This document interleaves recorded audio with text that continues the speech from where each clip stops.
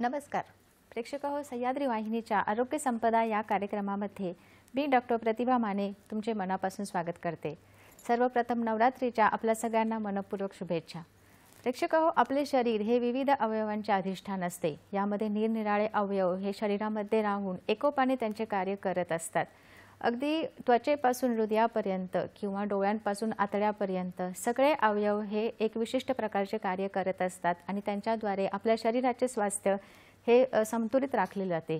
प्रेक्षक हो, हृदय असू दे, किडनी असू दे किंवा लिव्हर असू दे, फुफ्फुस असू दे, हे सगळे अवयव शरीरामध्ये राहून शरीरातील अंतर्गत भागाचे त्याचप्रमाणे बाह्य वातावरणाशी जुळवून घेऊन हे सगळे अवयव कार्य करत असतात। या सगळ्या अवयवांपैकी एक अत्यंत महत्त्वाचा अवयव म्हणजे फुफ्फुस। आपल्या शरीरामध्ये 2 फुफ्फुस असतात आणि फुफ्फुसामार्फत श्वसनाचे कार्य केले जाते। श्वसनामार्फत बाह्य वातावरणातील ऑक्सिजनयुक्त हवा ही शरीरामध्ये शोषली जाते आणि त्यामुळे सर्व शरीराला ऑक्सिजनचा पुरवठा केला जातो। पण प्रेक्षक हो, याचबरोबर बाह्य वातावरणातील धूळ असू दे, परागकण असू दे, दूषित वायू असू देत किंवा व्हायरसेस किंवा बॅक्टेरिया असू देत, हे श्वसनामार्फत शरीरामध्ये शिरकाव करतात आणि त्यामुळे शरीरामध्ये आजार उत्पन्न होण्याचे जास्त चान्सेस असतात आणि त्यामुळे फुफ्फुस हा खूप व्हल्नरेबल किंवा संवेदनशील अवयव आहे। त्यामुळे 25 सप्टेंबर म्हणजे उद्या जागतिक फुफ्फुस दिन सर्वत्र साजरा केला जातो। फुफ्फुसाचे रोग आणि त्याच्यामुळे होणारे आजार यांच्याविषयी कशी काळजी घ्यावी किंवा हे रोग होऊ नयेत म्हणून कशी खबरदारी घेता यावी, या सगळ्यांवर जागरूकता निर्माण करण्यासाठी हा दिवस साजरा केला जातो। तर प्रेक्षक हो, या दिवसाचे औचित्य साधून आज आपण चर्चा करणार आहोत जागतिक फुफ्फुस दिन या विषयावरती। प्रेक्षक हो, आजचा आपला विषय आहे जागतिक फुफ्फुस दिन 25 सप्टेंबर। विषय पुन्हा एकदा सांगते, जागतिक फुफ्फुस दिन 25 सप्टेंबर। आणि या विषयावर मार्गदर्शन करण्यासाठी आज आपल्या स्टुडिओमध्ये आलेले आहेत सुप्रसिद्ध श्वसनरोग तज्ञ डॉक्टर नीलकंठ आव्हाड सर। नमस्कार सर। सह्याद्री वाहिनीच्या आरोग्य संपदा या कार्यक्रमामध्ये मी तुमचं मनापासून स्वागत करते। प्रेक्षक हो, सरांचे या अगोदरही आपल्या वाहिनीवर भरपूर प्रोग्राम झालेले आहेत, तरी पण मी सरांचा थोडक्यात परिचय करून देते। डॉक्टर नीलकंठ तुकाराम आव्हाड सर सुप्रसिद्ध श्वसनरोग तज्ञ आहेत। सर लोकमान्य टिळक वैद्यकीय महाविद्यालय सायन येथे माजी प्राध्यापक व श्वसनरोग विभाग प्रमुख म्हणून कार्य करत होते। New York university school of medicine America येथून सरांनी पोस्ट डॉक्टरल फेलोशिप केलेली आहे। सर एमडीच्या विद्यार्थ्यांसाठी खूप चांगले मार्गदर्शक आणि गाईड आहेत। त्याचप्रमाणे सरांचे अनेक शोध निबंध हे नॅशनल आणि इंटरनॅशनल लेवलवर प्रसारित झालेले आहेत। तर प्रेक्षक हो, आजचा विषय तुम्हाला कळालेला आहे, आजच्या पाहुण्यांची ओळखही करून झालेली आहे। चला तर मग प्रेक्षक हो, सुरू करूया आजच्या कार्यक्रमाला। आणि आजचा आपला विषय आहे जागतिक फुफ्फुस दिन आणि या विषयावर मार्गदर्शन करत आहेत doctor Nilkanth Awhad sir. Sir, Sahyadri वाहिनीच्या वतीने तुमचं पुन्हा एकदा स्वागत आहे कार्यक्रमामध्ये।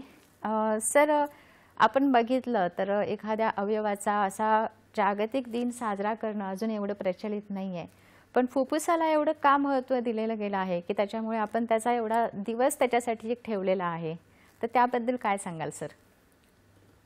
फुफ्फुस एक असं अवयव आहे की ते वातावरणाशी प्रत्यक्षपणे निगडित आहे। जसं आपण म्हटल्याप्रमाणे बाहेरील जे वातावरण आहे त्याचा प्रत्यक्ष परिणाम फुफ्फुसावर होतो। म्हणून या वर्षाच्या जे ब्रीदवाक्य आहे वर्ल्ड लंग डे म्हणजे फुफ्फुस दिवस, त्याच्यामध्ये असं लिहिलं आहे की हेल्दी लंग्स हेल्दी लाईफ। म्हणजे याचा अर्थ असा होतो की जर समजा आपले फुफ्फुस निरोगी असेल तरच आपले आयुष्य हे निरोगी असू शकतं।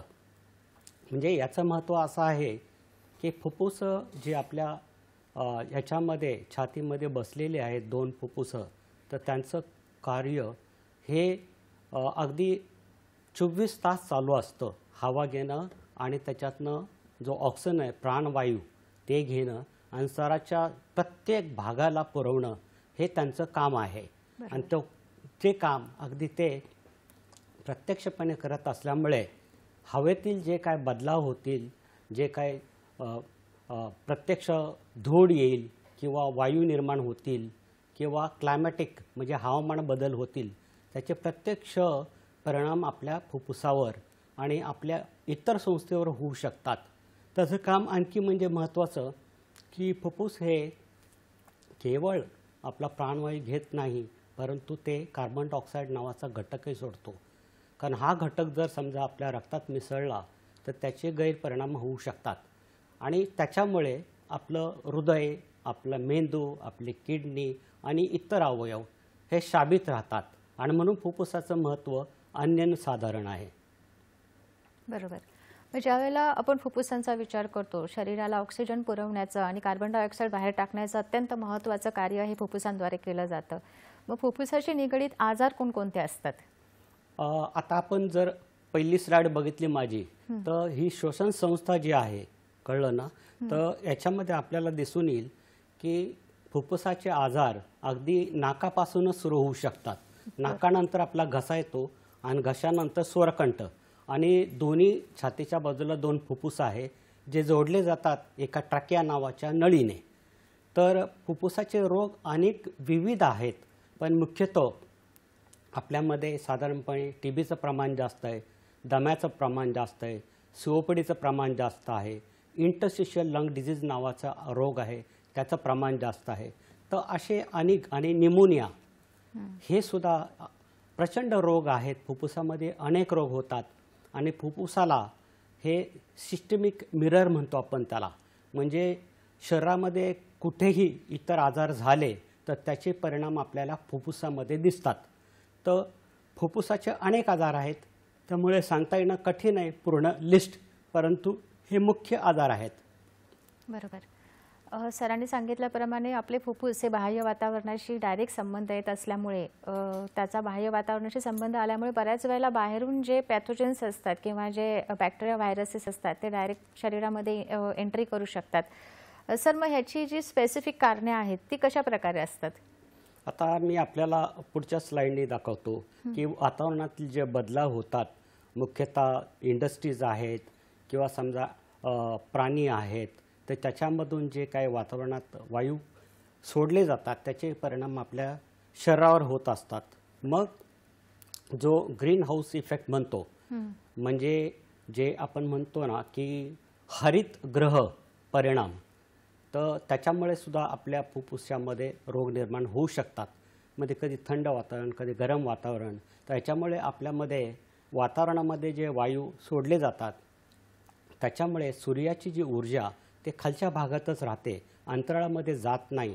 आणि वातावरणामध्ये जर हे वायू अतिप्रमाणात आले तर आता आपल्याला इथं WHO म्हणजे जागतिक आरोग्य परिषदेने जे प्रमाण दिले त्याच्या प्रमाणापेक्षा जास्त समजा आले तर त्याचे परिणाम अनेक विविध रोगांमध्ये होतात. त्याच्यामध्ये केवळ फुफ्फुसाचेच रोग नाही तर दम्यासारखे रोग येऊ शकतात, सीओपीडीसारखे रोग येऊ शकतात, टीबी सारखे रोग येऊ शकतात. तर अशी पूर्ण लिस्ट ऑफ द रोग म्हणता येईल की जे आपल्याला सांगणं कठीण आहे, परंतु मी थोड्यामध्ये आपल्याला सांगू शकतो. उदाहरणार्थ आता इथे एक आपल्याला स्लाइड दाखवले, त्याच्यामध्ये आपल्याला असं दिसून येईल की आज जे फुफ्फुस आहे ते नळ्यांनी जोडलेले आहेत आणि त्या नळ्या ज्या आहे ते नॉर्मल नळी आपल्याला इथे एक दिसेल अशी की त्याचा व्यास अगदी भरपूर आहे, परंतु ज्यावेळेला ती नळी ॲबनॉर्मल बनते दम्याच्या रोगामुळे, त्यावेळेला त्या नळ्या आकुंचन पाहून त्यांच्यामध्ये सूज येऊन ती नळी माणसांना दम्यात रूपांतर करते. दमा आपण ऐकला असेल, बालदमा असेल किंवा प्रौढ दमा असेल. हा दमा वारंवार आपल्याला खोकला आणतो, सर्दी आणतो, त्याच्यानंतर आपल्याला स्वयंपाक करायला किंवा कामाला जाताना अडथळा आणू शकतो आणि त्याची विविध कारणं आहेत. त्या विविध कारणामध्ये आपल्याला मी दाखवू इच्छितो की हे जे परिणाम आहे वातावरणातले, उदाहरणार्थ एका दिवशी थंडी असेल ते सुद्धा दमा वाढवू शकते. प्रदूषण जास्त प्रमाणामध्ये, हवेमध्ये वायूचं प्रमाण जास्त असेल तर त्याच्यामुळे सुद्धा दमा लागू शकतो. किंवा समजा माणसाच्या आरोग्यावर परिणाम करण्यासाठी इव्हन आपले सायकोलॉजिकल डिजीज म्हणजे जे काय भावनात्मक काही परिणाम असतात मेंदूवर, त्याच्यामुळे सुद्धा दमा लागू शकतो. शिवाय आपण घरामध्ये प्रदूषण मानायचं झालं तर घरामध्ये समजा आपण ॲनिमल ठेवले, समजा जसे आपण मांजर म्हणू, कुत्रा म्हणू, याच्यासारखे प्राणी असतील तर ते सुद्धा आपल्यामध्ये दम्याची गुबळ आणू शकतात. त्याच्याशिवाय सौंदर्य प्रसाधनं, घरातील फर्निचर ह्याच्यामध्ये हाऊस डस्ट माईट नावाचा एक सूक्ष्मजीव तयार होतो, ह्याच्यामुळे विष्ठेमुळे आपल्याला दम्याचे अटॅक येऊ शकतात. आणि हा दमा कसा ओळखावा की वारंवार होणारे आणि मध्ये नॉर्मल असणारे लक्षणं असलेल्या माणसामध्ये जसं खोकला येणे, दम लागणे, रात्रीच्या वेळेला झोप उडणे दम्यामुळे, तर असे दम्याची काही लक्षणं असू शकतात. त्याच्याशिवाय आपल्याला इतर रोग असतील, समजा पेप्टिक अल्सर असेल तर त्याच्यामुळे सुद्धा आपल्याला दमा, खाण्यामधून सुद्धा दमा तयार होऊ शकतो, धूम्रपानामधून दमा तयार होऊ शकतो. तर अशी अनेक कारणं आहेत. बरोबर. पण ज्या वेळेला फुफ्फुसांच्या आजारांचा विचार केला जातो त्यावेळेला एक सर्वसामान्य लक्षणे कशा प्रकारची दिसतात रुग्णांमध्ये? साधारणपणे जर समजा ही लक्षणं आपल्याला रोगाच्या प्रमाणे बदलू शकतात, परंतु जसं मी दम्याची लक्षणं सांगितलं आपल्याला, तसंच दम्याच्या नंतर आपल्याला एक सीओपीडी नावाचा आजार आहे, कळलं ना, ते सुद्धा लक्षण आपल्यामध्ये करू शकतो, कळलं. आता सीओपीडी म्हणजे काय, क्रॉनिक ब्रॉन्कायटिस आणि एम्फायसेमा. उदाहरणार्थ इथे एक स्लाईड दाखवलेली आहे मी. हे दोन फुफ्फुसामध्ये ह्या ज्या नळ्या असतात त्या असंख्य नळ्या असतात आणि धूम्रपानामुळे हा जो सीओपीडी नावाचा प्रकार सुरू होतो दम्याचा, तर तो साधारणपणे 40 नंतर येतो. धूम्रपान साधारणपणे 15 ते 20 वर्ष केल्यानंतर तो जो नळ्या असतील श्वसनाच्या त्याच्यामध्ये इंजुरी, म्हणजे त्याच्यामध्ये आपल्याला अल्सरेशन्स तयार होतात, सिक्रेशन्स म्हणजे कफ तयार होतो आणि त्या कफामुळे ह्या नळ्या ब्लॉक होतात. त्याच्यामुळे रुग्णाला वारंवार खोकला येणे, वारंवार इन्फेक्शन होणे, निमोनियासारखे जंतू जाऊ शकतात, निमोनिया होऊ शकतो आणि त्याच्यामुळे सीओपीडीचा हा पेशंट हा दीर्घकालीन रुग्ण आहे. तो न बरा होणारा आजार आहे, परंतु तो नियंत्रणात मात्र आपल्याला आणता येतो. तर याच्यामुळे आपल्याला हे लक्षात येईल की सीओपीडीसारखा आजार हा केवळ धूम्रपानाने नाही, परंतु इव्हन प्रदूषणाने होऊ शकतो, किंवा आपण लहानपणी समजा मुलांना काही इन्फेक्शन झाले असेल तर ज्यावेळेला ते मोठे होतील त्यावेळेला सुद्धा त्यांना सीओपीडी होऊ शकतो. कधीकधी सीओपीडी हा अल्फा 1 अँटीट्रिप्सिन नावाचे एक एन्झाईम असतं जे लहानपणीच कमी प्रमाणात असतं, तर त्याच्यामुळे सुद्धा होऊ शकतो. शिवाय ॲक्युपेशनल लंग डिझीज म्हणजे व्यवसायामुळे जे काही रुग्ण तयार होतात सीओपीडीचे, ते सुद्धा एक कारण असू शकतं. आणि त्याच्या दोघांच्यामध्ये दमा असो किंवा सीओपीडी असो, तर स्पायरोमेट्री नावाचा जो एक तपास आहे तो आपल्याला करावा लागतो. ते स्पायरोमेट्री आपल्याला केल्यानंतर लांब श्वास घेऊन लांब सोडल्यानंतर आपल्याला एक औषध द्यावं लागतं, त्याला म्हणतो ब्रॉन्कोडायलेटर. म्हणजे जो व्यास आहे नळ्यांचा तो व्यास प्रसरण पावतो आणि मग आपल्याला समजते की आपल्या फुफ्फुसाची क्षमता हे वाढते. जर समजा 15% वाढ होत असेल आणि वारंवार दम्याचे अटॅक येत असतील, दम लागत असेल, खोकला येत असेल आणि मध्ये नॉर्मल असेल तर त्याला आपण दमा म्हणतो. परंतु सीओपीडीमध्ये आपल्याला स्पायरोमेट्री असं दिसणार नाही. सीओपीडीमध्ये हे क्रॉनिक ऑब्स्ट्रक्शन असतं आणि जर समजा आपण औषधं दिलं ते कमी प्रमाणात त्याची प्रसरण पावता असते आणि औषधं हे केवळ निदान केल्यानंतर लक्षणं नियंत्रणात ठेवण्यासाठी आपण औषधे देतो. तर सीओपीडी आणि दम्यामध्ये स्पायरोमेट्री केला जातो. दम्यामध्ये आणखी एक तपास करतो त्याला आपण पीक फ्लो म्हणतो. या स्त्रियामध्ये आपण बघितलं की तिने तोंडामध्ये घेतलं होतं, तर ते पीक फ्लो रेकॉर्डिंग करून सकाळ आणि सायंकाळी त्याचं मोजमाप करून आपण दमा आहे की नाही त्याची खात्री करू शकतो. शिवाय सीओपीडी नंतर आपण जसं आपण म्हटलो की व्यावसायिक रोग असू शकतात. कोलवर्कस निमोकॉनासिस, सिलिकॉसिस म्हणजे सिलिका जे कण असतात ते आपल्या नाकामध्ये जातात, श्वासामध्ये जातात आणि ते अक्षरशः म्हणजे दगडासारखे. सिलिका हा दगडापासून तयार होणारा भूगर्भामध्ये असतो नैसर्गिकरित्या सुद्धा, परंतु दगडासारखेच काही डाग निर्माण करतो आपल्या फुफ्फुसामध्ये. आणि ते डाग इथं मी आपल्याला दाखवतोय की दोन्ही साईडला दिसतोय जसे काही गोळ्या आहेत. याला प्रत्यक्ष कोणी बघितलं तर प्रथम ते म्हणतील काय कॅन्सर आहे की काय, परंतु हा रुग्ण आहे हा सिलिका इंडस्ट्रीमध्ये काम करणार आहे आणि त्याला एक प्रोग्रेसिव्ह मॅसिव्ह फायब्रोसिस नावाची कंडिशन तयार झालेली आहे. कळलं. त्यात अशा प्रकारचे आजार होऊ शकतात. शिवाय आता आपण बघितलं असेल की टीबी हा जो आजार आहे हा एक मोठा सामान्य आजार आपल्या देशामध्ये आजारतो. हा आढळलेला आजार गेल्या वर्षी 2024मध्ये 26 लाख रुग्ण या रोगाने पीडित आहेत.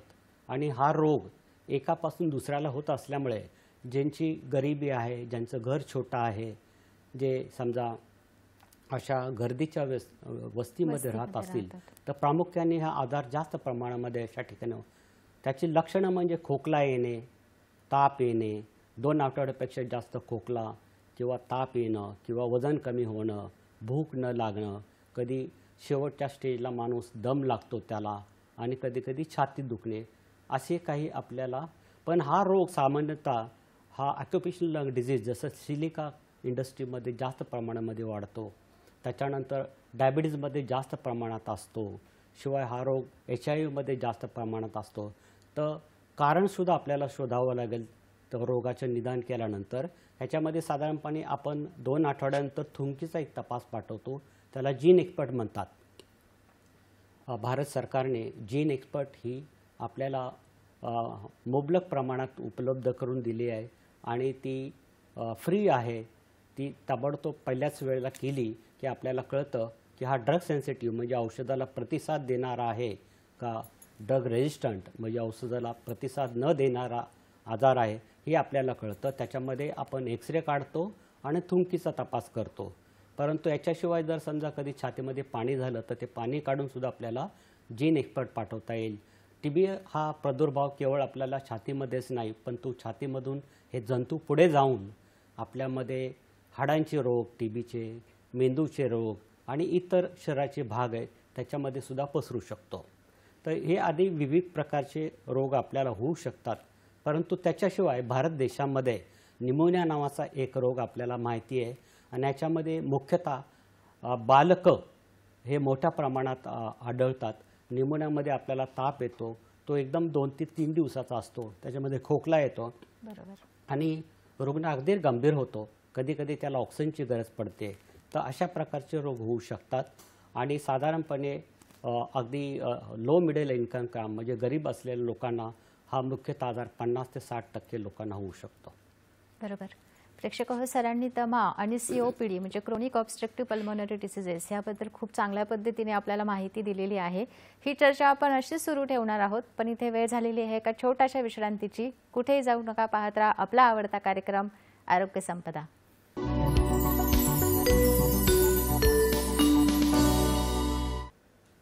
तर प्रेक्षक हो, ब्रेकनंतर तुमचं पुन्हा एकदा स्वागत आहे आरोग्य संपदा या कार्यक्रमामध्ये. आणि आज आपण चर्चा करत आहोत जागतिक फुफ्फुस दिन 25 सप्टेंबर या विषयावर. आणि या विषयावर मार्गदर्शन करत आहेत सुप्रसिद्ध श्वसनरोगतज्ञ डॉक्टर नीलकंठ आवाड सर. प्रेक्षक हो, माननीय भारताचे पंतप्रधान माननीय नरेंद्र मोदीजी सर यांच्या पुढाकाराने स्वस्थ नारी सशक्त कुटुंब अभियान 17 सप्टेंबर ते 2 ऑक्टोबर या कालावधीमध्ये सुरू करण्यात आलेले आहे. स्त्री हा घराचा पाया आहे, त्यामुळे तिचे आरोग्य हे संपूर्ण कुटुंबासाठी अत्यंत महत्त्वाचे आहे आणि त्यामुळे स्त्रीचे आरोग्य म्हणजे एकंदरीत कुटुंबाचेच आरोग्य असते असे मानून स्त्रीला अत्यंत महत्त्व देऊन तिच्या आरोग्याकडे लक्ष देणे हे अत्यंत गरजेचे आहे. आणि त्यामुळे स्वस्थ नारी सशक्त कुटुंब अभियान हे सुरू करण्यात आलेले आहे. त्यामुळे तुम्ही या अभियानाचा नक्कीच लाभ घेऊ शकता. प्रेक्षक हो, ब्रेकला जाण्यापूर्वी आपण फुफ्फुसाचे जे आजार आहेत त्यांची माहिती घेत आहोत आणि त्याच्यामध्ये बालदमा या विषयावर आपण बोलत आहोत. सर आपल्याला खूप चांगल्या पद्धतीने एक्सप्लेनही करत आहेत. सर, बालदमा खूप बऱ्याच वेळेला लहान मुलांमध्ये आणि खूप प्रमाणामध्ये पाहायला मिळतो, तर त्याची लक्षणे, त्याची कारणे किंवा त्याचं एक डिफरन्शियल डायग्नोसिस कसं असू शकतं? दमा हा रोग आपल्याला कुठल्याही वयामध्ये आढळू शकतो, परंतु या दम्याची सुरुवात अगदी बालपणापासून होऊ शकते. काही वेळा तर हा दमा काही महिन्यामध्येच सुरू होऊ शकतो. आईला दमा असेल, वडिलांना दमा असेल, आजीला दमा असेल तर अशा मुलांना दमा होण्याची शक्यता असते. परंतु दम्याचे निदान करण्यासाठी साधारणपणे वयाची 5 ते 6 वर्ष जावी लागतात. तर एखाद्या मुलाला जर वारंवार खोकला येत असेल, सर्दी येत असेल किंवा नाकातनं पाणी गळत असेल आणि मग दम लागत असेल तर हा बालदमा असू शकतो. परंतु आपल्याला हे लक्षात ठेवलं पाहिजे की मुलांच्यामध्ये दम लागणं हा इतर आजाराच्यामुळे होऊ शकतो. उदाहरणार्थ व्हायरल इन्फेक्शन्स म्हणजे विषाणूचं जरी समजा इन्फेक्शन झालं, संसर्ग झाला तर पण अशा मुलाला दम लागू शकतो. किंवा त्याला समजा निमोनिया झाला, ताप आला आणि आपण एक्सरे काढला तर आपल्याला त्याचं निदान करता येते. म्हणून बालदमा निदान करताना 5 ते 6 वर्ष आपल्याला थांबावं लागतं. परंतु जर समजा आईवडिलांना, नातेवाईकांना जर समजा दमा असेल तर बालदमा होऊ शकतो, पण त्याच्यामध्ये बालक अवस्थेमध्ये हा रुग्ण आपल्याला प्रत्येक जी लक्षणं आहेत ते सांगू शकत नाही. त्यामुळे आपल्याला समजून घ्यावं लागणार. उदाहरणार्थ शाळेमध्ये तो जर समजा स्पोर्ट्स ॲक्टिव्हिटीमध्ये कमी पडत असेल किंवा त्याला थोडंसं पायऱ्या वगैरे चढल्यानंतर दम लागत असेल किंवा त्याला शिटी वाजवल्यासारखा आवाज येत असेल तर आपण बालदमा हा लक्षात ठेवला पाहिजे.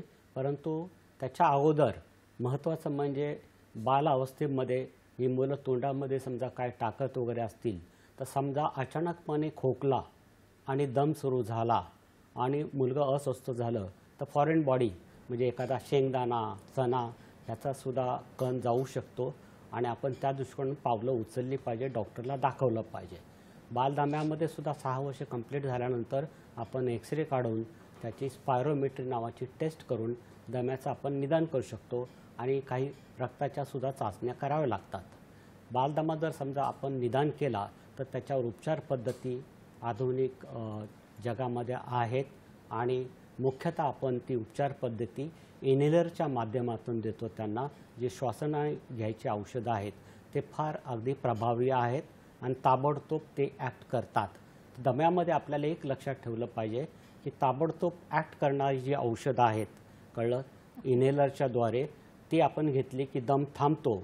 परंतु आपण त्याच्यामध्ये एक लक्षात ठेवलं पाहिजे की दम थांबला त्या क्षणी तर पुन्हा येणार नाही याची गॅरंटी नाही. म्हणून आपल्याला इनहेल स्टिरॉइड्स नावाची औषधं असतात जे बालावस्थेमध्ये कमी प्रमाणात द्यावी लागतात आणि थोडक्यात द्यावी लागतात. परंतु दम्याची औषधं घेणं इनहेलेशन पद्धतीने फार महत्त्वाचं आहे आणि जगभर हीच औषधं वापरली जातात हे आपण लक्षात ठेवलं पाहिजे. दम्यामध्ये मी आपल्याला सांगितलं की आकुंचन पावती नळी आणि सूज येते. तर हे सूज येण्याचा जो प्रकार आहे ती जाण्यासाठी आपल्याला साधारणपणे 6 ते 9 महिने लागतात. त्यामुळे इनहेलर सुरू केले की ते आपल्याला 6 ते 9 महिने घ्यावी लागतात आणि त्याच्यानंतर जसं जसं लक्षणं कमी होतील तसं हे इनहेलर आपण कमी करून बंदसुद्धा करू शकतो. बरोबर. प्रेक्षक हो, दमा हा जो आजार आहे फुफ्फुसांचा तो अनुवंशिक असू शकतो. त्यामुळे जर मातापित्यांना जर दम्याचा त्रास असेल तर त्यांच्या मुलांना होण्याचे चान्सेसही असू शकतात. त्यामुळे जर त्यांनी पहिल्यापासूनच काळजी घेतली तर पुढे होणाऱ्या ज्या गोष्टी आहेत दम्यासारख्या त्या आपण नक्कीच टाळू शकतो. आणि सरांनी सांगितल्याप्रमाणे मेडिकेशन्समध्ये इनहेलेशन थेरपी म्हणजे नाकावाटे तुम्ही वाफ घेऊन सुद्धा ह्या आजारावरती तात्पुरते नियंत्रण आणू शकता. सर, आपण लंग कॅन्सरकडे आता वळणार आहोत. लंग कॅन्सर हा बऱ्याच वेळेला लक्षात येत नाही किंवा बऱ्याच वेळेला सर्दी खोकला यांसारखे लक्षणे आपण दुर्लक्ष करतो, पण त्याचं जे रूपांतर असतं ते कॅन्सरमध्ये झालेलं असतं. तर लंग कॅन्सर या आजाराबद्दल काय सांगाल सर? लंग कॅन्सर हा साधारणपणे स्मोकर म्हणजे धूम्रपान करणाऱ्या माणसामध्ये आढळतो आणि त्याचं प्रमाण जवळजवळ 1.76 म्हणजे साधारणपणे 17 लक्ष रुग्ण जगामध्ये लंग कॅन्सरने पीडित आहे. परंतु भारतामध्ये सुद्धा औद्योगिक विकास झाल्यामुळे आपल्याला आढळून येईल की लंग कॅन्सर फार कॉमन आहे.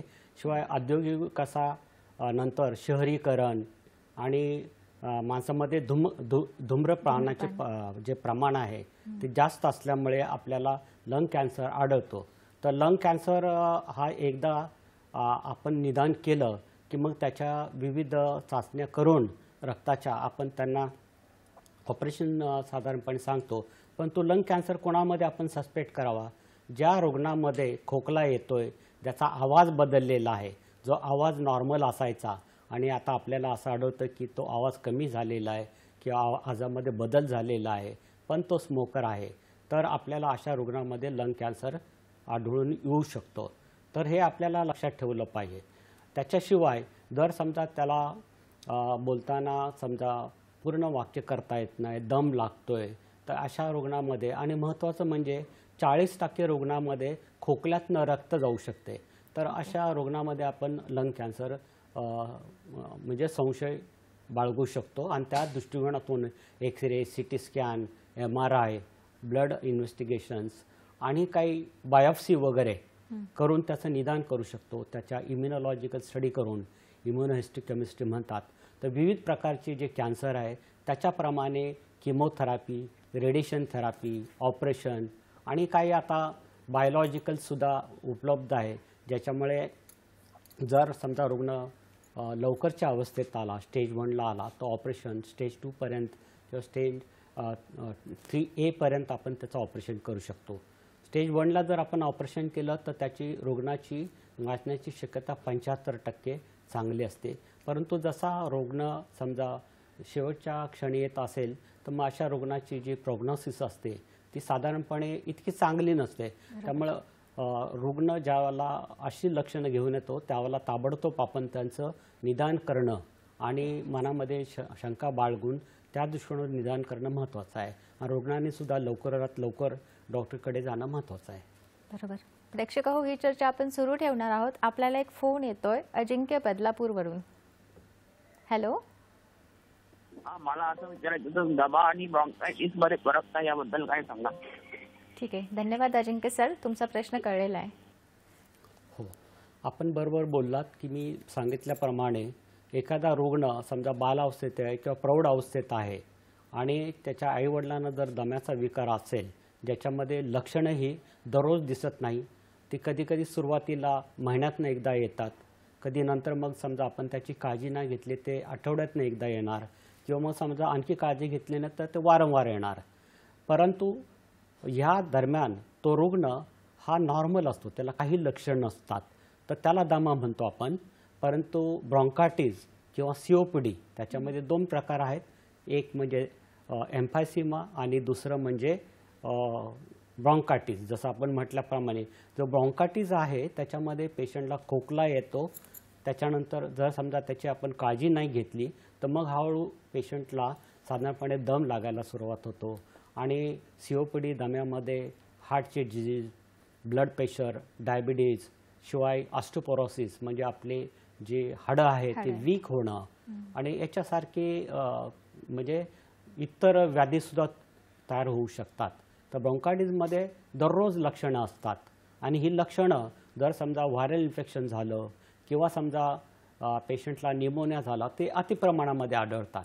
तर ब्रॉन्कायटिस आणि COPDचे पेशंट जवळ दररोजच हे लक्षणं प्रसारित करत असतात किंवा त्यांच्या ज्या कंप्लेंट असतात त्या दररोजच्या असतात. बरोबर. प्रेक्षक हो, सरांनी ब्रॉन्कायटिस आणि ॲस्थमा या दोघांच्यामध्ये खूप चांगला फरक सांगितलेला आहे. ब्रॉन्कायटिसमध्ये कंटिन्युअस खोकला असतो किंवा दम लागत असतो, परंतु दम्यामध्ये हे कधी कधी आढळतं किंवा आपण ज्याला ॲस्थमा अटॅक म्हणतो अशा प्रकारे महिन्यातून कधीतरी किंवा आठवड्यातून कधीतरी त्याचे अटॅक येऊ शकतात. प्रेक्षक हो, ही चर्चा आपण अशीच सुरू ठेवणार आहोत. इथे वेळ झालेली आहे एका छोट्याशा विश्रांतीची. कुठे जाऊ नका, पाहत राहा आपला आवडता कार्यक्रम आरोग्य संपदा.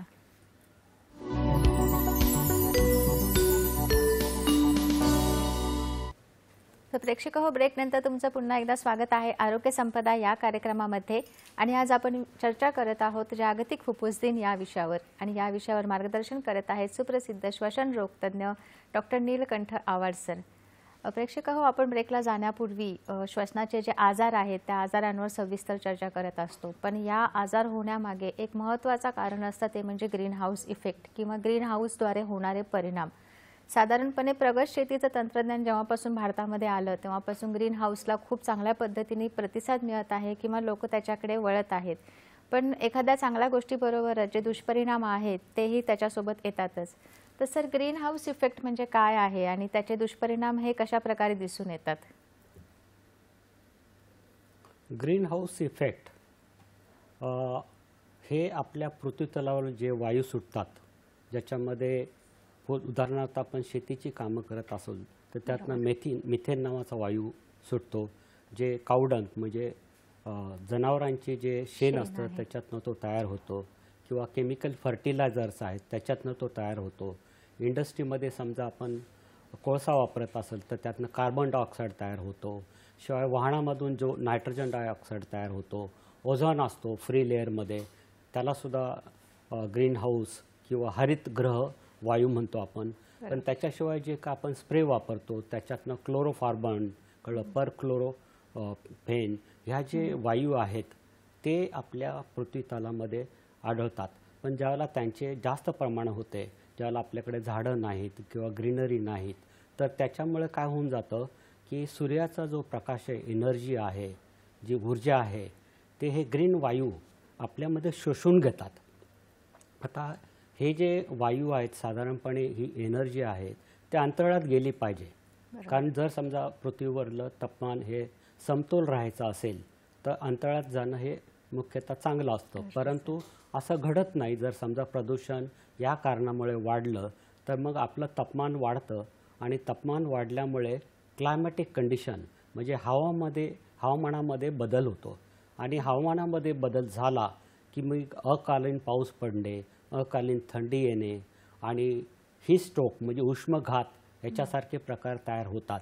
आणि त्याच्यामुळे इव्हन फुफ्फुसाचे रोग असणारे जे रुग्ण आहेत, जसे दम्याचे रुग्ण आहेत, COPDचे रुग्ण आहेत, इंटरस्टिशियल लंगचे रुग्ण आहेत किंवा निमोनियाचे रुग्ण आहेत, हे रुग्ण मोठ्या प्रमाणात तयार होतात आणि त्याच्यामुळे फुफ्फुसाचे आजार वाढतात. बरोबर. आपण फुफ्फुसांच्या आजारांबद्दल चर्चा करतच आहोत. तर सर, कोविडबद्दल काय सांगाल? कारण की अजूनही आपण बघतो की बऱ्याचशा रुग्णालयांमध्ये कोविडचे पेशंट अजूनही आपल्याला दिसतात. साथ वगैरे नाही आहे पण तरीसुद्धा पेशंट आढळत आहेत. तर कोविडबद्दल कशी खबरदारी घ्यावी आणि त्याच्याबद्दल काय सांगाल सर? सुदैवाने कोविडच्या साथीतनं आपण बाहेर निघालेलो आहे. परंतु आपल्याला कधीकधी अशा कोविडच्या केसेस मिळणार. जसं आपल्याला मागं स्वाईन फ्लू नावाच्या केसेस मिळायच्या तसं कोविडच्या केसेस मिळणार. परंतु त्याच्यासाठी काळजी घेणं म्हणजे काय की एखाद्या रुग्णाला वारंवार शिंका येऊन ताप येत असेल, घसा खोकवत असेल आणि ही सर्दी जात नाही, ताप जात नाही, खोकला जात नाही, तर अशा वेळेला ॲक्च्युली आपण ती टेस्ट केली पाहिजे कोविडची. जी आपण घशातनं द्रव्य घ्यायचो आणि RT-PCR करायचो. तर अशा प्रकारची टेस्ट करून आपण त्याचं निदान घेतलं पाहिजे. पण आता आपल्याला दिसून येईल की कोविडनंतर इन्फ्लुएन्झा नावाचं जे व्हायरस आहे, जे आपल्याला हे विषाणू आहे कळलं, ते मोठ्या प्रमाणात आढळतं आहे. त्यामुळं मुख्यतः आता सध्या इन्फ्लुएन्झा आहे. परंतु समजा कोविड प्राथमिक स्टेजला आपल्याला आढळला तर त्याची ट्रीटमेंट आता साधारणपणे उपलब्ध आहे आणि ट्रीटमेंट घेतली की रुग्ण बरा होतो. परंतु जर समजा सहव्याधी असेल, जसे डायबिटीज आहे, ब्लड प्रेशर आहे आणि हृदयविकार आहेत आणि असा रुग्ण जर समजा बरा होत नसेल, त्याला दम लागत असेल, तर अशा रुग्णाचा एक्सरे काढून CT स्कॅन करून अशा रुग्णांना ॲडमिट करणं गरजेचं आहे. परंतु आता ह्या बाबतीत मला आणखी एक आपल्याला सुचवायचं आहे की साधारणपणे आता आपण बघतो की आजही माणसं मास्क घालायला टाळतात आणि आवडत नाही त्यांना. तर अशा रुग्णापासून आपण बचाव करायचा असेल तर गर्दीच्या ठिकाणी आपण मास्क घातलं तर उत्तम आहे. आणि समजा आपल्या घरामध्ये कोणाला असं साधारण लक्षणं आढळत असतील, गरजेचं नाही की तो कोविडचा असेल, तो साधा फ्लूसुद्धा असू शकतो इन्फ्लुएन्झा व्हायरसचा. परंतु जर समजा घरामध्ये सुद्धा आपण मास्क वापरला तर इतर लोकांना होणार नाही आणि त्याच्यामधून कुटुंबियांना सुद्धा त्रास होणार नाही. गर्दीच्या ठिकाणी तर आपण तो वापरावाच. परंतु जर समजा जमलं नाही तर घरात आपण निश्चित वापरावा. नक्कीच. सर, इंटरस्टिशियल लंग डिसीजेस म्हणजे काय आहे? इंटरस्टिशियल लंग डिसीज म्हणजे काय की जर समजा एखादा रुग्ण त्याला दमा लागत असेल, कोरडा खोकला येत असेल, तर त्याच्यामध्ये आपण ते सस्पेक्ट करतो. कारण काय, जर समजा आपण त्याची परीक्षा केली की आम्ही छातीमध्ये क्रेपिटेशन्स म्हणजे क्रॅकलिंग साऊंड बघतो. कधी कधी त्याला बोटाला क्लबिंग म्हणजे ते ड्रमस्टिक सारखे दिसतात, ढोल वाजवण्याचे ज्या स्टिक्स असतात त्याच्यासारखे दिसतात बोटं. तर अशा रुग्णामध्ये इंटरस्टिशियल लंग डिसीज आपण निदान करतो. त्याच्यामध्ये काय होतं की जसं मी आपल्याला मागं सांगितलं की अल्व्हेलाई म्हणजे छोट्या मायक्रोस्कोपिक सूक्ष्म जे ज्या हवेच्या पिशव्या असतात त्या जाड होऊन जातात. त्या जाड झाल्यामुळे फुफ्फुसं जे आहे ते पूर्ण प्रसरण पावत नाहीत. प्रसरण पावले नाहीत तर मग आपल्याला ॲडिक्वेट ऑक्सिजन, जो ऑक्सिजन आपण वातावरणातून घेतो तो पुरेसा होत नाही आणि मग तो रक्तात जात नाही आणि मग आपला ऑक्सिजन शरीरातला कमी होऊन जातो. आणि विशेषतः ही जी लक्षणं हे चालताना जास्त दिसतात, पण चालल्यानंतर मग आपला हृदयाचा वेग वाढतो, श्वसनाचा वेग वाढतो. तर आपल्याला ते साधारणपणे चालल्यानंतर जाणवतो. याच्यामध्ये काही रोग आहे त्याचे विशिष्ट कारण आहे. उदाहरणार्थ सार्कॉइडोसिस नावाचा रोग आहे कळलं, जो साधारणपणे तरुण माणसामध्ये आढळतो. CTD म्हणजे कोलॅजन व्हॅस्क्युलर डिजीज आहेत, जसे रुमाटॉइड आर्थरायटिस, संधिवाताचे जे रोग आहे त्याच्यामुळे सुद्धा इंटरस्टिशियल लंग डिसीज होऊ शकतो. मग आता सांगितल्याप्रमाणे व्यावसायिक रोग आहे त्याच्यामध्ये इंटरस्टिशियल लंग डिजीज होऊ शकतो. परंतु कधी कधी आजूबाजूच्या मधले जे काही समजा जसं फार्मर्स लंग डिजीज म्हणतो आपण, शेतकऱ्यांच्यामध्ये इंटरस्टिशियल लंग डिजीज होऊ शकतो. परंतु प्राणी आणि पक्ष्यांच्यामुळे सुद्धा इंटरस्टिशियल लंग डिजीज होऊ शकतात. काही व्यावसायिक रोग जसं कार्पेंट्री आहे त्याच्यामध्ये सुद्धा इंटरस्टिशियल लंग डिजीज होतो. तर हे जे रुग्ण आहेत जर समजा त्यांना असं व्यवसाय असतील तर त्याच्यामध्ये नोंद म्हणजे त्याचं कारण आपल्याला समजू शकतो. परंतु काय वेळा उदाहरणार्थ आता मागं आपण बोलल्याप्रमाणे कबूतर खाण्यामध्ये एक्सपोज झालं की एक हायपरसेन्सिटिव्हिटी न्यूमोनायटिस नावाचा इंटरस्टिशियल लंग डिजीज आहे. तो जर समजा आपल्याला आढळला नाही किंवा समजला नाही तर तो दीर्घकालीन आजार होऊ शकतो आणि त्याच्यानंतर मग त्याला जो दम लागतो तो कायमस्वरूपी असू शकतो. तर इंटरस्टिशियल लंग डिजीजमध्ये हायपरसेन्सिटिव्हिटी न्यूमोनायटिसची ट्रीटमेंट लवकर घेतली तर तो पूर्ण बरा होऊ शकतो. परंतु काही असे इडिओपॅथिक ज्याला कारण समजत नाही असेही काही इंटरस्टिशियल लंग डिजीज आहे ज्याच्यामुळे रुग्ण दिवसेंदिवस खालावत जातो. तर अशा रुग्णांची चाचणी करून एक्सरे करून सीटी स्कॅन करून पल्मनरी फंक्शन टेस्ट करून 6 मिनिट्स वॉक टेस्ट म्हणजे 6 मिनिटं चालल्यानंतर त्याचं ऑक्सिजन कमी होतं आहे की नाही ते बघून आपण त्याची ट्रीटमेंट करत असतो. तर काही इंटरस्टिशियल लंग डिजीज हे पूर्णतः बरे होणार आहेत जसं हायपरसेन्सिटिव्हिटी न्यूमोनायटिस, सार्कायडोसिस हे जे रुग्ण आहेत त्याच्यामध्ये पूर्ण बरे होतात. परंतु काही इडिओपॅथिक असे रुग्ण आहेत ज्याच्यामध्ये कारण समजत नाही त्याच्यामध्ये पूर्णतः बरं होणं जरा अगदी कठीण होऊन जातं. बरोबर. प्रेक्षक हो, ही चर्चा आपण सुरू ठेवणार आहोत. आपल्याला एक फोन येतोय सदाशिव सर छत्रपती संभाजीनगरवरून. हॅलो. आता काय जे टीव्ही चालू करायला यायला गेलं सर ते. हॅलो. तर तुम्हाला काही माहित नाही का? हॅलो सदाशिव सर, आपला प्रश्न विचारा. मला आहे ना दमा आहे मॅडम. हं. मी पहिले बिड्या पिलो आणि कंपनीत कामाला होतो रबर फॅक्टरी मध्ये. ओके. तिथे रबर तयार होतो का? हं. आणि तिथे आहे ना रबर तयार होतो का? तिथे कसं आहे कार्बन, ऑइल आणि पावडर. हं. 8 किलो रबर पासून जवळजवळ 35 किलो 36 किलो रबर तयार नक्की होतो. नक्कीच सर, तुमचा प्रश्न विचारा. मला आहे ना दमा आणि कफ जादा होतो. अच्छा, ठीक आहे. धन्यवाद सदाशिव सर, तुमचा प्रश्न कळलेला आहे. आता हे जे रुग्ण आहेत ते धूम्रपान करतात. बरोबर. शिवाय त्यांना त्या रबर फॅक्टरीमध्ये एक्सपोजर झालेला आहे. हं. त्यांनी तो धूर घेतलेला आहे. रबर फॅक्टरीमध्ये जे एक्सपोजर होतं त्याच्यामध्ये कार्बन डायऑक्साईड असतं, कार्बन असतं, सस्पेंडेड पार्टिक्युलेट मॅटर म्हणजे घन पदार्थ असतात जे श्वसनामार्फत आत जातात. तर अशा रुग्णांना साधारणपणे क्रॉनिक ब्रॉन्कायटिस एम्फायसेमा नावाचा हा दम्याचा त्रास होतो. तो बालदम्यापेक्षा किंवा प्रौढ दम्यापेक्षा वेगळा आहे. तर अशा रुग्णाची चाचणी करताना एक्सरे काढून मग त्याची स्पायरोमेट्री जी आपल्याला PFT म्हणलो श्वसनाची जी चाचणी आहे ती केली पाहिजे आणि त्याच्यातनं निदान होईल आणि त्याच्यानंतर त्यांना औषधे देऊन त्यांच्यामध्ये सुधारणा होऊ शकते. बरोबर. सर, आपण दम्याच्या फुफ्फुसांच्या आजारांबद्दल चर्चा करत आहोत. पण फुफ्फुसांचे आजार एवढे आहेत आणि त्याच्या टेस्ट पण सगळ्या वेगळ्या वेगळ्या असतात. त्यामुळे ज्या वेळेला रुग्ण दवाखान्यामध्ये किंवा हॉस्पिटलमध्ये जातो त्यावेळेला वेगळ्या वेगळ्या प्रकारच्या टेस्ट त्यांना सांगितल्या जातात. तर आजारानुसार कशा टेस्ट केल्या जातात त्याच्याबद्दल सर सांगाल का? आता मुख्यतः म्हणजे आपण TB पासून सुरुवात करू. बरोबर. TBचा रुग्ण जर समजा खोकला ताप घेऊन आला आणि त्याला खोकण्यात बलगम पडत असेल, थुंकी येत असेल चांगल्या प्रमाणात तर त्या थुंकीचा तपास आपण TBच्या जंतूसाठी करू शकतो. आता मॉलिक्युलर टेस्ट जी आहे स्पुटम जीन एक्सपर्ट हे ताबडतोब आपल्याला 1 दिवसामध्ये निदान देते. दुसऱ्या दिवशी आपल्या घरी रिपोर्ट तयार असतो मोबाईलवर. हे राष्ट्रीय क्षयरोग निर्मूलन जे संस्था आहे त्याच्यामार्फत आपण करतो आणि ती अगदी फ्री होते. जर समजा आपण इतर ठिकाणी केलं तर त्याचं दाम द्यावं लागेल किंवा पैसे द्यावे लागतील. शिवाय आपण एक एक्सरे करतो. पण त्याच्याशिवाय आपण जर समजा ह्या रुग्णाला sputum gene expert test positive आली म्हणजे TB डिटेक्ट झाली त्याच्यानंतर त्याला रिफाम्पिसिन रेजिस्टन्स आहे की नाही त्याप्रमाणे मग आपण पुढचे कल्चर नावाची टेस्ट करतो. लाईम प्रोब टेस्ट करतो. लाईम प्रोब ॲसिड नावाची एक जी टेस्ट आहे LPA ती करतो आपण. तर त्याच्यामध्ये आपल्याला ताबडतोब त्याच्या सेन्सिटिव्हिटीबद्दल कळतं. कल्चरसाठी साधारणपणे 6 आठवडे थांबावं लागतात.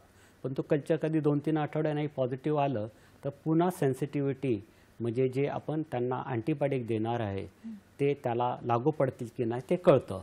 तर समजा ड्रग रेजिस्टन्स असेल तर त्याची ट्रीटमेंट जी आहे आता ते 6 महिन्यापासून ते 20 महिन्यापर्यंत असते.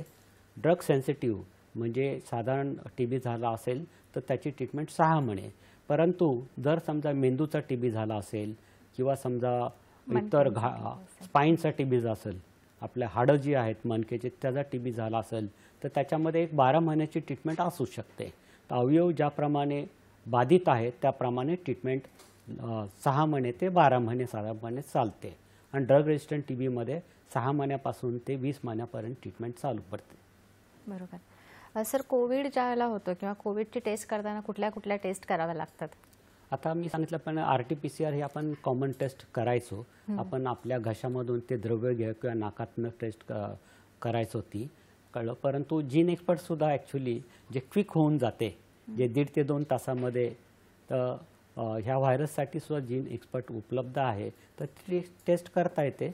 पण त्याच्याशिवाय जर समजा कोविड गंभीर प्रमाणात असेल तर इतर रक्ताच्या चाचण्यासुद्धा कराव्या लागतात, ज्याच्यामध्ये आपण इंटरल्युकिन्स वगैरे अशा टेस्ट करतो आणि आपण बघतो की किती त्याच्या अंगामध्ये सूज आलेली इन्फ्लमेशन आहे.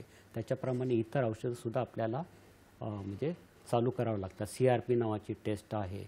तर अशा टेस्ट आपल्याला करावे लागतात कोविडमध्ये. ऑफकोर्स मग जर समजा त्याला दम लागत असेल तर मग एक्सरे काढणे, CT स्कॅन करणे अशा चाचण्या कराव्या लागतात.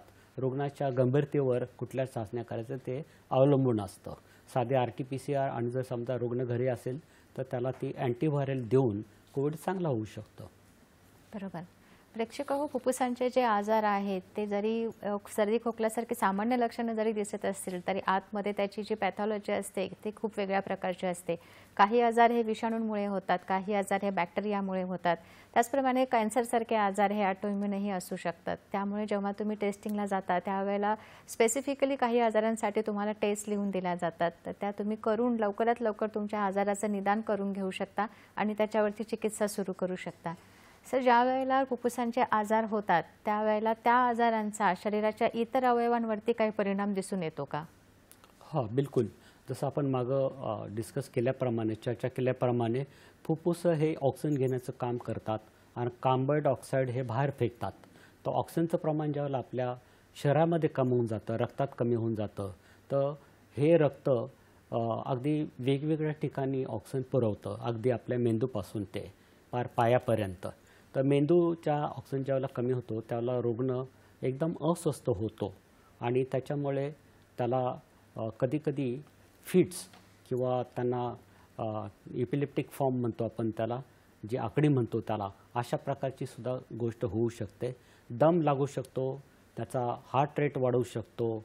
त्याच्याशिवाय हृदयावर जर समजा ऑक्सिजन पोचत नसेल आणि त्याचा परिणाम साधारणपणे जास्त असेल आणि कालाच्या बाह्य असेल, जास्त दिवस, जास्त महिने, जास्त वर्ष, तर हृदयाचा उजवा कप्पा हा बाधित होतो, तो जाड होतो आणि त्याला मी म्हणतो की राईट हार्ट फेल्युअर. कळलं. तर इवन हार्ट फेल होऊ शकतं उजव्या कप्प्याचं, तर ते आपल्याला लक्षात ठेवलं पाहिजे. आणि त्याच्याशिवाय किडनीकडे सुद्धा ऑक्सिजन जात नाही आणि मसल फटीग होऊ शकतं. ऑक्सिजन कमी असेल तर परिणाम त्याचे गंभीर होऊ शकतात. तर जर समजा फुफ्फुसच बाधित असेल तर त्याचे हळूहळू परिणाम इवन किडनीवर सुद्धा होऊ शकतात. कधी पोस्ट TB फायब्रोसिस, त्याच्यामुळे किडनीवर अमायलॉइडोसिस नावाचा एक रोग होऊ शकतो, ज्याच्यामध्ये किडनीमधून प्रोटीन्स बाहेर पडतात, किडन्या जाड्या होतात आणि नंतर रिनल फेल्युअरमध्ये जाऊ शकतात किंवा किडनी फेल्युअरमध्ये म्हणतो आपण त्याला. असे रोग होऊ शकतात. काही फुफ्फुसाचे हे जे रोग आहेत ते मल्टीसिस्टीम अफेक्शन असतं. उदाहरणार्थ आता सार्कोइडोसिस म्हटलं तर तो केवळ फुफ्फुसामध्ये नसतो, तो इवन हृदयामध्ये आपले जे जंक्शन असतं, जे आपल्याला इलेक्ट्रिक करंट पैदा होतं, तर त्याच्यामध्ये ॲरिथमिया म्हणजे हृदयाची जी हार्टबीट आहे किंवा स्पंदन आहे ते अनियमित होऊ शकतं. मेंदूमध्ये तो सार्कोइड जाऊ शकतो, मेंदूचा आजार होऊ शकतो, लिव्हरमध्ये जाऊ शकतो, स्प्लीनमध्ये जाऊ शकतो, बोनमध्ये जाऊ शकतो. तर विविध हे जर समजा हृदयाचा फुफ्फुसाचा कॅन्सर असेल तर तो डिस्टन्स मेटास्टॅसिस अशा प्रकारे होऊ शकतो. CTD कोलॅजन व्हॅस्क्युलर डिजीज जे हृदयामध्ये फुफ्फुसामध्ये होत असतील तर ते किडनीमध्ये सुद्धा होऊ शकतो. गुड पॉचस डिजीज म्हणतो आम्ही त्याला. किंवा पल्मनरी व्हॅस्क्युलायटिस, व्हॅजिनल गॅल्व्हॅनोमेटॉसिस. तर असे फुफ्फुसाचे जे रोग आहेत ते मल्टीसिस्टीम म्हणजे अनेक अवयवांना बाधित करण्याचे रोग असू शकतात, किंवा दुसरी सिस्टीम अफेक्ट झाली असेल तर ते फुफ्फुससुद्धा त्याच्या गंभीर परिणामाने बाधित होऊ शकतं. बरोबर. प्रेक्षक हो, आपल्या शरीरातली जी 2 फुफ्फुसं असतात ते शरीराला ऑक्सिजन पुरवण्याचं काम करतात. त्यामुळे जर फुफ्फुसांचे आजार झाले तर साहजिकच शरीराला मिळणारा ऑक्सिजन पुरवठा आहे तो कमी प्रमाणात होतो आणि त्यामुळे ऑक्सिजनचा कमी पुरवठा झाल्यामुळे बाकीचे जे अवयव आहेत, जसं सरांनी सांगितलं हार्ट आहे, किडनी आहे, त्याच्यावरती परिणाम होऊन त्याचेही आजार उद्भवू शकतात. त्यामुळे फुफ्फुसांचा जो आजार आहे तो अगदी स्टार्टिंगपासूनच जर आपण डायग्नोसिस केला तर पुढे होणारे हे जे नुकसान आहे हे नक्कीच टाळू शकतो. सर, आजार होऊ नये म्हणून कधी काळजी घेतलेली कधी चांगली असते, तर फुफ्फुसांचे आजार होऊ नयेत म्हणून कशा प्रकारे खबरदारी घ्यायला पाहिजे? आपण जीवनामध्ये ॲक्च्युली ॲक्टिव्ह राहिलं पाहिजे, सक्रिय राहिलं पाहिजे, सगळ्या कार्यक्रमात भाग घेतला पाहिजे, आपण नोकरीला गेलं पाहिजे, व्यायाम केला पाहिजे. व्यायाम म्हणजे काय की दररोज आपण साधारणपणे 30 मिनिटे चाललं पाहिजे, ज्याच्यामुळे आपली फुफ्फुसाची क्षमता वाढते, ब्रिदिंग कॅपॅसिटी वाढते, श्वास घेण्याची प्रक्रिया वाढते, आपले श्वसनाचे जे स्नायू असतात, केवळ फुफ्फुसच नाही तर श्वसनाचे स्नायू आणि फुफ्फुस दोन्हीमधून कार्य करत असतात, तर तसे सुद्धा आपल्याला समर्थ राहतात, त्यांची जी कार्य करण्याची शैली आहे ती चांगली राहते. त्याच्याशिवाय महत्त्वाचं म्हणजे आपण चांगली हवा, क्लीन एअर म्हणतो आपण, कळलं, ती घेतली पाहिजे. चांगली हवा घेणं म्हणजे काय, कधी कधी ते आपल्या हातात नसतं, कधी प्रदूषण वाढलं तर त्या विभागामध्ये जाण्याचं टाळावं. प्रदूषण बाहेर वाढलं असेल, समजा आपल्या खिडक्या उघड्या असतील ते आपण खिडक्या बंद करून घेतल्या पाहिजे, ती काळजी घेतली पाहिजे. दम्याचे रुग्ण असतील तर त्यांनी आपल्या जे ॲलर्जीचे घटक असतात मागे सांगितल्याप्रमाणे ते आपण टाळले पाहिजेत, बाहेरचं खाणं टाळलं पाहिजे. जंक फूड म्हणतो आपण, ज्याच्यामध्ये कॅलरीज जास्त असतात, ऊर्जा जास्त असते, साखरेचे प्रमाण जास्त असते आणि चरबीचे प्रमाण कमी असते, हे खाणे टाळावे. आणि ज्याच्यामध्ये जीवनसत्व जास्त आहेत, प्रथिने जास्त आहेत, त्याच्यानंतर त्याच्यामध्ये जे विटॅमिन जास्त आहेत, ज्याच्यामध्ये इतर घटक जास्त आहेत, जसे आपण कॅल्शियम म्हणतो किंवा इतर जे खनिजे आहेत, ते असे समतोल आहार घेतला पाहिजे. मग फळं असतील, कळलं, अंडी असतील, मांस असतील, जे नॉन व्हेज आहेत, व्हेज खाणारे आहेत किंवा ज्यांना मांसाहारी चालत नाही तर ते डाळीचे प्रकार जास्त खाऊ शकतात, उसळीचे प्रकार खाऊ शकतात, सोयाबीन खाऊ शकतात, ज्यातून जास्तीत जास्त प्रथिने मिळतील. प्रथिनाचं काम काय की आपल्या शरीराची इम्युनिटी वाढवणे. तर त्या इम्युनिटी वाढल्यामुळे आपल्याला विविध प्रकारचे संसर्ग होणार नाहीत, TB सारखा आजार होणार नाही किंवा न्यूमोनियासारखा आजार होणार नाहीत. तर याच्याकडे जर समजा आपण लक्ष दिलं तर, आणि जर समजा आपल्याला आजार असेलच तर मग आपण मास्क घालून इकडे तिकडे जाणं केलं पाहिजे. त्याच्यामध्ये आपण कुठलीही शंका मनामध्ये बाळगली नाही पाहिजे. तर मास्क घालणं हे आजही आपल्याला चालू ठेवावं लागणार. जर आपल्याला समजा काही रोग असेल, डायबिटीज असेल, तर ज्यावेळेला क्राऊडमध्ये आपण जातो तर काही रुग्णांना समजा व्हायरल इन्फेक्शन असेल तर ते आपल्याला लागू शकतं, ते एक महत्त्वाचं. आणि तिसरं महत्त्वाचं म्हणजे चौथं महत्त्वाचं म्हणजे इम्युनायझेशन करून घेणे. आता मी आपल्याला बऱ्याचशा गोष्टी सांगितल्या आहेत, त्याच्यामध्ये इम्युनायझेशन आहे, कळलं. इम्युनायझेशन म्हणजे काय, आपण लसी टोचून घेतल्या पाहिजेत. बरोबर. प्रेक्षक हो, फुफ्फुसांच्या आजारांविषयी सरांनी खूप चांगल्या पद्धतीने माहिती दिलेली आहे. कुठलाही आजार होण्याअगोदर जर त्याची काळजी घेतली तर त्याचा शरीराला नक्कीच फायदा होतो. सरांनी सांगितलं की व्यायाम करणं, त्याचप्रमाणे सकस आहार घेणं, याच्यामुळे तुमची प्रतिकारशक्ती वाढते आणि त्याच्यामुळे साहजिकच फुफ्फुसांबरोबरच इतर जे आजार होतात तेही टाळले जातात.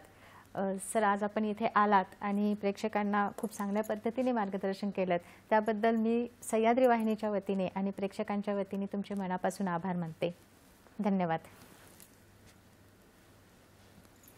प्रेक्षक हो, सह्याद्री वाहिनीच्या आरोग्य संपदा हा जो कार्यक्रम आहे हा आरोग्यविषयक कार्यक्रम आहे आणि या कार्यक्रमामध्ये आपण प्रत्येक बुधवारी एका नवीन विषयावर एका नवीन तज्ज्ञांसोबत आरोग्यविषयक चर्चा करत असतो. तेव्हा पुन्हा भेटूया पुढच्या भागामध्ये एका नवीन तज्ज्ञांसोबत एका नवीन विषयावर. तोपर्यंत आनंदी राहा आणि आपल्या आरोग्याची काळजी घ्या. धन्यवाद.